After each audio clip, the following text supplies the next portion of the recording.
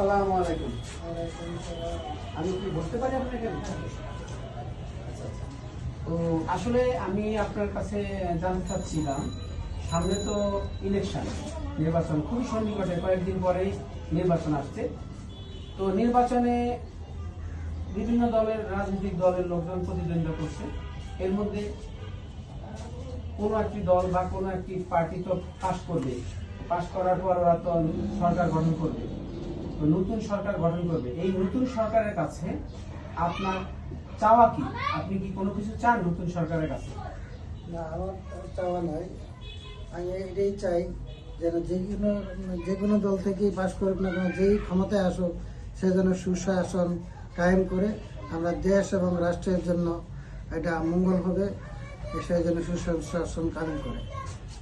দর্শকবৃন্দ, আপনারা শুনতে পেলেন, উনি ওনার কাছে জানতে চাওয়া হলো নতুন সরকারের কাছে উনি কি চান। তো উনি বলছেন ওনার ব্যক্তিগত কোনো চাওয়া নেই, উনি যেটা চাচ্ছেন সেটা হচ্ছে নতুন সরকার যেন দেশে সুশাসন প্রতিষ্ঠা করে, সমাজ ও রাষ্ট্রে ন্যায় বিচার কায়েম করে। তো আমি সংশ্লিষ্টদের কাছে আবেদন করছি, আপনারা এই বিষয়টা মাথায় নেবেন, যেন আপনাদের যেই ক্ষমতায় আসেন না কেন আপনারা যেন সুশাসন কায়েম করেন।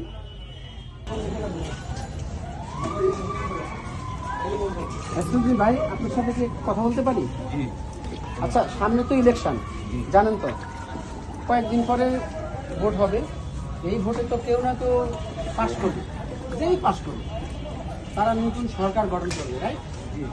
এই নতুন সরকারের কাছে আপনার চাওয়া কি? আপনার কি কোনো চাওয়া আছে?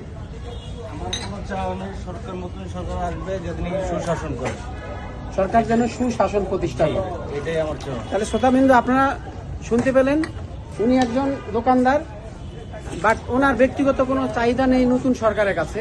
নতুন সরকারের কাছে উনি চাচ্ছে সরকার যেন সমাজ রাষ্ট্রে সুশাসন প্রতিষ্ঠা করে। সেভ দিয়ে দিই, দেন দেখা যাচ্ছে দেখি নেন আগে। এখন কি সেভ কই? সেভ করে দেখুন এটি। আসসালামু আলাইকুম। ওয়ালাইকুম আসসালাম রহমতুল্লাহ বারাকাতুহু। কেমন আছেন? আলহামদুলিল্লাহ। আচ্ছা, কি করছেন? বসে রেস্ট নিচ্ছেন? হ্যাঁ, আজকে শবে বরাতের পরের দিন, রোজা আছি। আচ্ছা আচ্ছা, আপনার কাছে একটু জানতে চাচ্ছি যে কয়েকদিন পরেই তো ইলেকশন, জি অল্প কয়েকদিন মধ্যে ইলেকশন। অবশ্যই এই ইলেকশনে তো কেউ জিতবে কেউ হারবে, অবশ্যই। যারা জিতবে তারা সরকার গঠন করবে। তো তারা আমাদের জন্য নতুন সরকার হয়ে আসবে, ঠিক আছে? তো এই নতুন সরকারের কাছে আপনার চাওয়া কি? আপনি কি চান? নতুন সরকারের কাছে আমাদের চাওয়া ন্যায় ভিত্তিক সুশাসন চাই আমরা।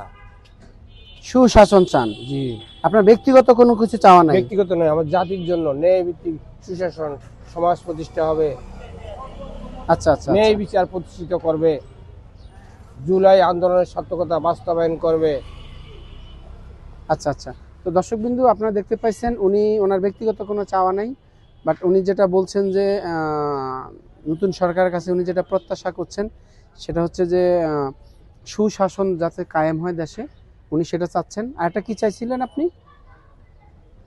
জাতি যাতে ন্যায় বিচার পায়, ন্যায় বিচার পায়, জুলাই আন্দোলনের সার্থক যেন হয়, সেই হিসেবে কাজ করবে, এই আশা করি আমি। আচ্ছা আচ্ছা, জুলাই যোদ্ধাদের প্রতি, জুলাই প্রতি দৃষ্টি রাখে তারা কাজ করবে। আচ্ছা আচ্ছা, ঠিক আছে। দিতে যায় ঝামেলা পাই না পড়া। ঠিক আছে, ঠিক আছে।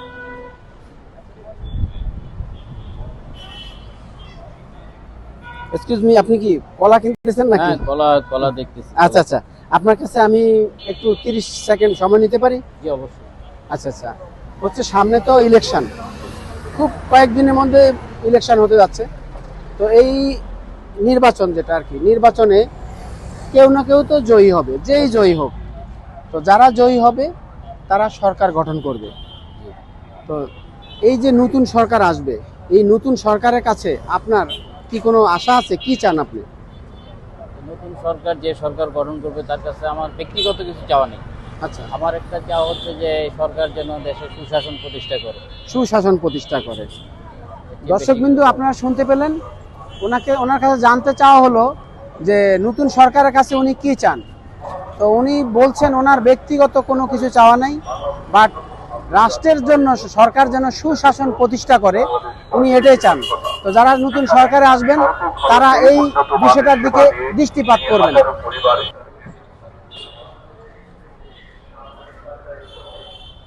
কেমন আছেন? আলহামদুলিল্লাহ ভালো। এটা কি আপনার দোকান? কেমন চলছে? আলহামদুলিল্লাহ ভালোই। আলহামদুলিল্লাহ ভালো চলছে, শুনেও ভালো লাগলো।